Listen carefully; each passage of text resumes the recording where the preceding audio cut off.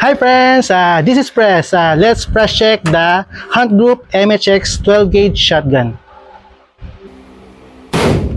Hi guys, this is Press again, and i-test fire natin ang bago kong unit, which is the Hunt Group MHX Tactical. Ito guys, this is a 12 gauge pump action shotgun from MHX. Yun guys, difference niya sa normal na shotgun is meron siyang quad rail. So pwede nyo siyang kabitan ng mga flashlight, ng red dot, and kung anong gusto nyo. Yan, kita nyo guys. Yan. Ang ganda rin ng ano niya, ng ano niya guys, pwedeng pang breach. Yan guys. And of course, this shotgun is 20.99 inch ang barrel niya.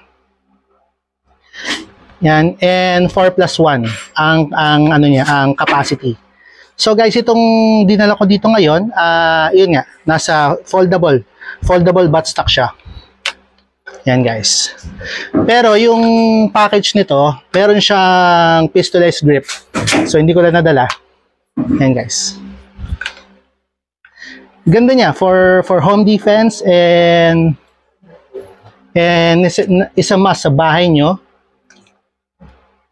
For home defense siya, pwede siya ng close quarter combat. Yan guys, ano must have. So ano pa hinihintay natin? Check natin tong unit na to, paputokin natin siya.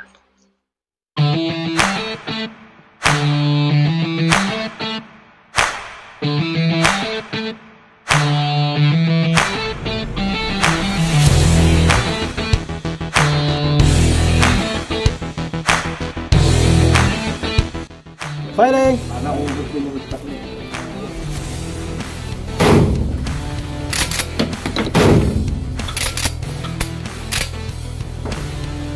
Yun guys, ang ganda niya. Tinest ko siya ng 00BK, so test pa natin siya. Yun guys, test ulit natin itong MHX Tactical with 00BK load. So yun guys, firing!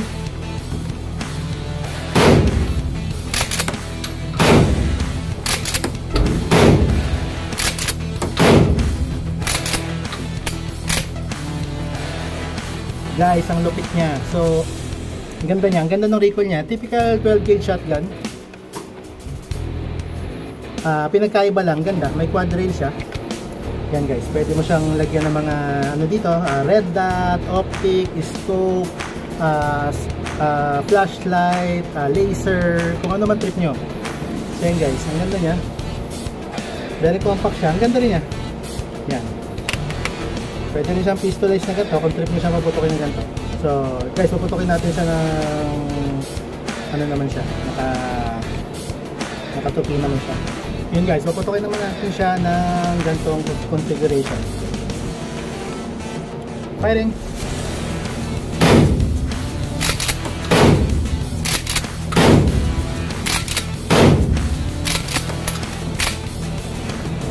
Yun guys, ang ganda rin yan ng ganitong configuration, pero ay, ano siya, controllable siya sa may, I think sa may, ano, pag may buttstock siya, mas maganda siya paputokin.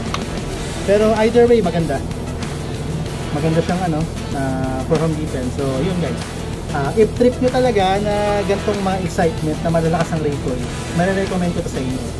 Pero kung mga trip nyo yung mga 22 LR na flinker lang, wala, hindi nyo ma-injure to. So kanya-kanya lang. So yun guys, if you have a slot in your L-top, maganda may shotgun kayo. For home defense.